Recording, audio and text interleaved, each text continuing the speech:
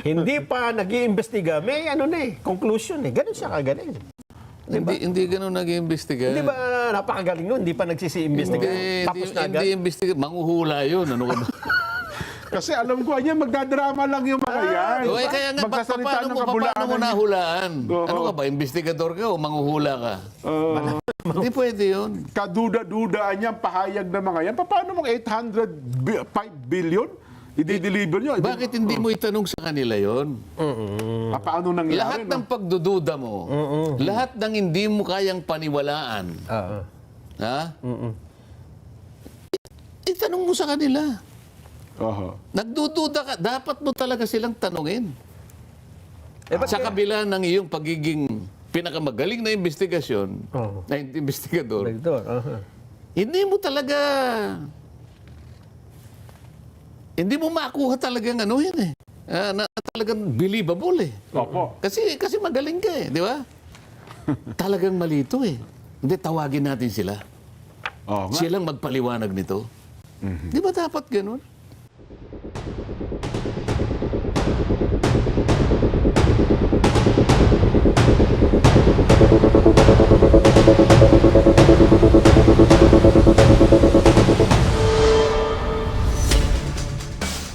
Kayo ng isang... Yun ang dapat niyang sagutin. Ayun. Hindi yung... Wala. Pinili na nga lang daw niyang manahimik. Dahil ayaw niyang makipag-usap sa insekto. Yung bang ganun ka-importanteng tanong para sa kanya, gagamitin mo na lang ng kulisa? Nako po. Yun lang sa akin. Kaya ayoko nang puntahan yun. Puntahan na natin sa itong isang importanteng balita rin na siguro ay ito ang gustong wag nang mapag-usapan dyan At pilit na makalimutan sana ng mga mamamayan. Pero hindi po, dahil ito ay isa sa importanteng dapat natin laging binabalik-balikan. Ano ba yan? Ang tinutukoy ko ay ito pong testimonya, sinumpaang salaysay ng 18 mga dating sundalo. Alam niyo po ba, Sen, na ang reaksyon dito ni Ombudsman Crispin Remulla, bagamat nung isang araw, ang sabi niya ay, totoo yan. Yung testimonya nila na nag-meeting kami sa bahay ko. Yung bahagi ng Secretary Paco ng DOJ, Ando si Trillanes, General Torre, dalawang ICC investigator. Totoo po yan Pero ngayon, ang kanyang sinasabi, nako, yan ay pakana lang para mag-rebelde ang mga sundalo laban sa Pangulong Bongbong Marcos. Pagkatapos na magpatunay siya mismo na doon sa isang bahagi ng kanilang pagpapahayag, totoo pala. Totoo pala, Gusto nyo, pakinggan muna natin para eksakto. Ano sinabi ni Ombudsman Remulla tungkol dyan? Ito po. Tipping point. They're trying to create a political tipping point. What more? Alam na natin yun, di ba? They want to a branch of the service to rise up in arms. Yun naman yun creating a tipping point. Ayan, Sen, no? Parang Ba't parang galit? Baka ginalit nung nagtatanong. Ambush interview ata yun. Hindi ka pwedeng magalit sa... Ano ba yung tinanong sa kanya? Hindi man natin kasi narinig. Tanong yata kung anong masasabi niyo dun sa... Anong motibo nila? Yung sagot niya talagang Opo. They are trying to create a political tipping point daw, Sen. Alam na natin yon, di ba? They want a branch of the service to rise up in arms. Yun lang naman yun. Tapos galit lang talagang parang gustong manuntok ni Secretary Boyeng. Galit Eto pa, akala ko pa naman si John Vic lang ang nanununtok. Hindi, pati... ano pa sabi? Dagdagan pa natin. Ang sabi niya, 6 daw sa 18 na dating sundalo ay napag-alaman niya na naharap sa kasong murder. Nakapagtataka, bakit hindi naman nakakulong kung may kasong murder? 6 diba? out of 18. Oo, 6 out of 18. Ito ang sabi niya, not all of them are in active service. Mga ano na nga yung... Lahat na, retired na yata. Iba, wala na. And many of them were discharged. Alam namin yun, as far as we are concerned, we know that as far as we are concerned, some of them, 6 of them have murder cases. Teka muna, bakit gano'n ang naging patakaran? Meron bang batas ngayon na kinakailangan suriin mo kung sino yung karapat-dapat na tumestigo? Halimbawa, kinakailangan salain mo muna sila. May checklist muna eh. Para may betting process din, no? Parang Oo. ganun, oh. Halimbawa, may criteria eh. Opo, check. Halimbawa, Tapos 10 yun. X, oh, Oo. Kinakailangan mabuting mamamayan. Walang kaso, mga ganun Ha? ata, oh. walang batik. Yan.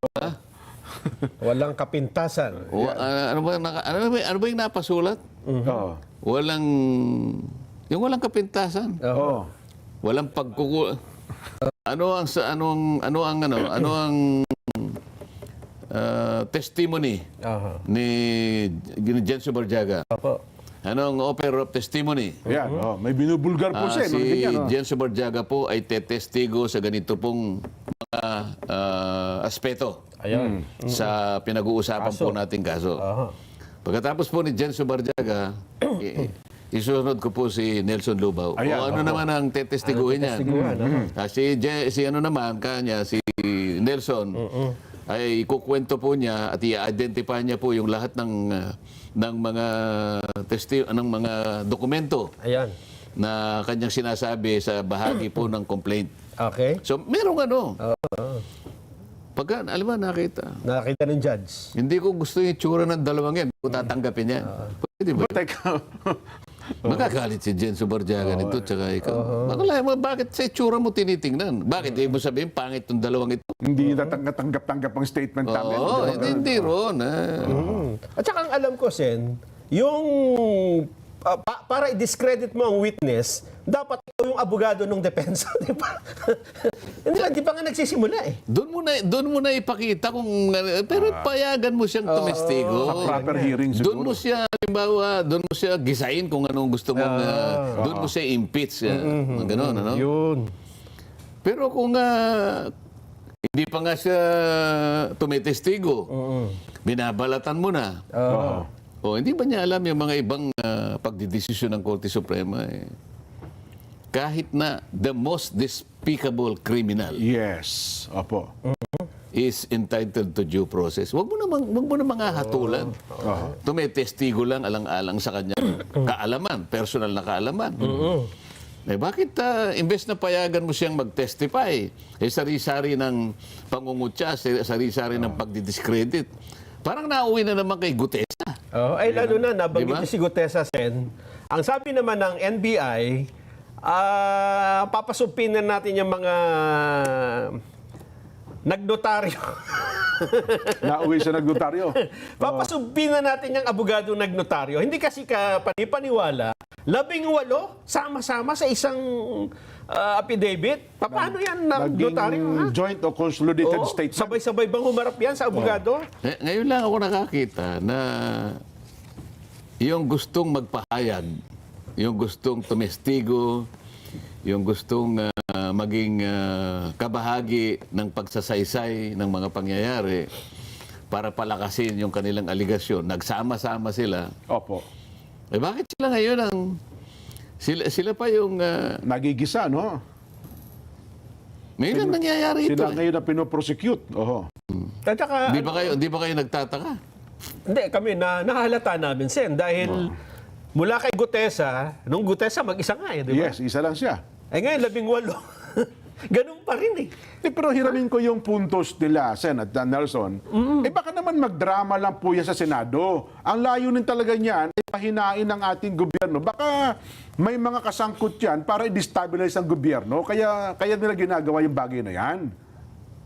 Bakit yung spekulasyon ang iniisip natin? Oho. Di ba? Meron naman kayong pagkakataon pagtatanungin mo riyan. Okay. Anong magdadrama? Mahalata mo kung nagdadrama. Depende kung paano ka magtanong sa kanila.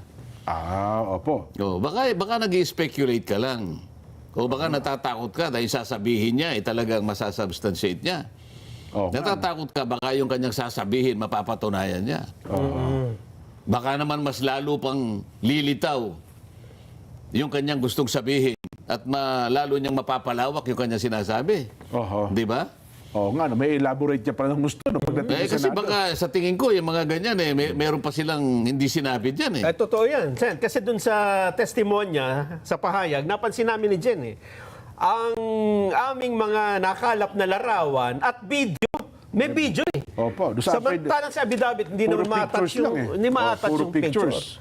Baka yun ang nga kinakatakutan nila, Sen. O baka nga, kasi bakit mo sila pipigilan? Oo. Lalong-lalo na, may nagsabi na nga kung nasaan ang ebidensya, pupuntahan ko yun. Ayan. Tutuntunin natin kung saan ang direksyon ng tinuturo ng ebidensya. Oo. Oho. Di ba? Tama. Paano ka makakakuha ng ebidensya kung hindi mo sila tatawagin at pagtatanungin? Di ba? Yun ang pagkuha ng ebidensya.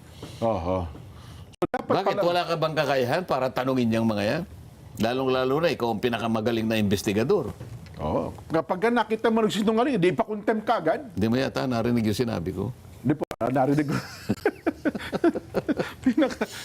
Wala ka bang kakayahan? Ikaw ang pinakamagaling na investigador? Opo, tama Oo. niya. Kaya Sa dami nun. Pinakamagaling, Palagay ko, sa galing mong investigador, 18 yun, ha? Lulutang ang totohanan dyan. Yung Sen. 10 dyan, baka kaya mong gisain lahat yan. Diyan mo tirahin. Oh. Diyan mo ngayon salaminin lahat. At tingnan mo kung talagang nagsisinungaling. Alam mo yung kasinungalingan dyan, Opo. madali mong maano yan madali Mahalata. mong mahalata yan Opo.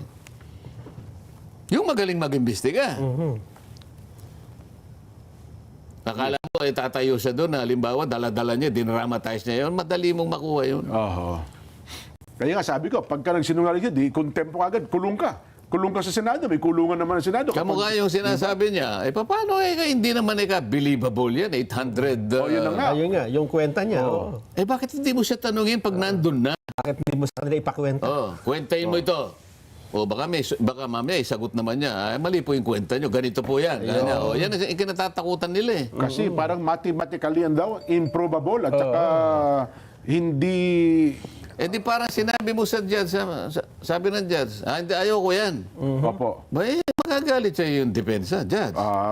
Ihingin ko sa'yo yung palitan ka. Oho. Ano? Ngayon pa lang, meron ka ng pre-judgment, pre-trial pa lang tayo. Sinasabi ko, ito nililinya ko pa lang kung sinong tetestigo para sa kaso namin, para depensahan namin ito. Nag-ano ka na, sinasabi mo na hindi qualified itong mga...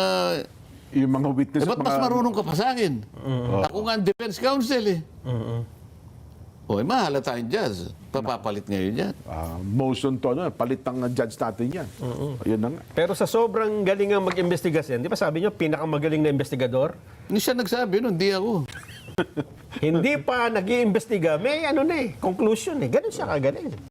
Hindi ganun nag-iimbestiga. Hindi ba napakagaling nun? Hindi pa nagsisi-imbestiga. Tapos na agad. Hindi imbestiga. Manguhula yun. Ano ka ba?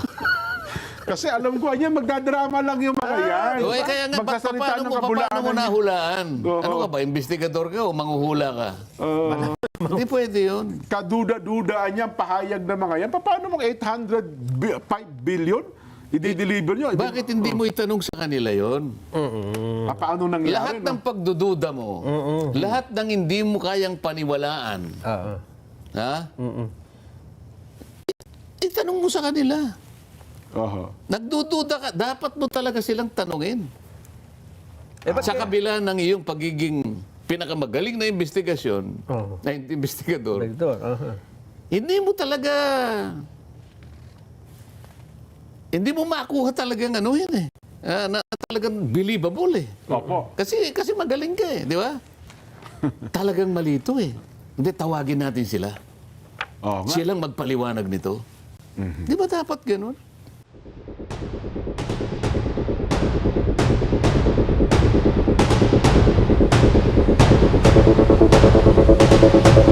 Ayun. Dapat nga, ganun talaga mangyari. Pero mukhang hindi ganun ang gusto, Sen. Mukhang... Teka muna, wala ka bang pananagutan? Ikaw ang chairman Bakit? Halimbawa, ikaw ang chairman, Jen. Opo. Para mas maliwanag ng konti ang ating Pagpapaliwanagan, Opo, sige. talakayan. Halimbawa, ako po yung chairman ng Blue Ribbon Committee. Kami sige. dalawa ni Nelson. Member kami. Ayan, opo, Sasabihin ni Nelson sa'yo, Mr. Chairman, bakit ikaw lang ang nagpapasya? Ano kami rito? Tau-tauhan kami? Oo nga. Alalahanin mo, committee tayo. Kaya nga sinabi, committee. Opo. Ang committee, hindi nag-iisang tao lang ang magpapasya. Kakasangkapanin mo kami, kukonsultahin mo kami, mag-uusap tayo. Bakit ikaw nagpapasya? Yan ba nakasulat sa tuntunin natin? Basahin mo nga yung tuntunin natin kung ikaw magpapasya. Nako. Hindi mo ba itatanong sa kanya yun? Tama. Yan. Sagutin mo. Sagutin mo. Sagutin mo, Jen. Hindi, ako sa tingin ko Senador dyan. Jen, sa Barjaga. Sumagot Bakit ka. ikaw lang ang nagpapasya? Sumagot ka. Hindi pa natin nasisimulan ng investigasyon. Bakit ayaw mong hindi makatapak sa Senado? Nakita mo, ay ganyan. Ay, kung maituro-turo ako ng mga yan, ba't ko ba papatawag ka? Kabuti-buti, hindi ako naituturo ng mga yan. Pag humihigop ako ng kape, huwag kayong bibitaw na nga lang namin. Ay, nako. Muntik na tayo maging viral sa buong mundo. Yun ang sinasabi ko eh. Chairman ka, Opo. pero ang pagiging chairman, hindi ibig sabihin nun, ikaw magpapasya. Kasangkapanin mo yung mga miyembro. 20 ang miyembro mo eh. Oo nga pala, 20 Di ba? pala member ng Blue Ribbon Committee. Tinawag mo ba yung mga miyembro mo? Oho. Para pagtalunan ninyo kung merong lumabas na 18 ex-marine o mga kung ano. Development yan. No? O di mag-usap tayo. O ba't ikaw ngayon ang kikilatis? Gawa ka pa ng sarili mong kwenta.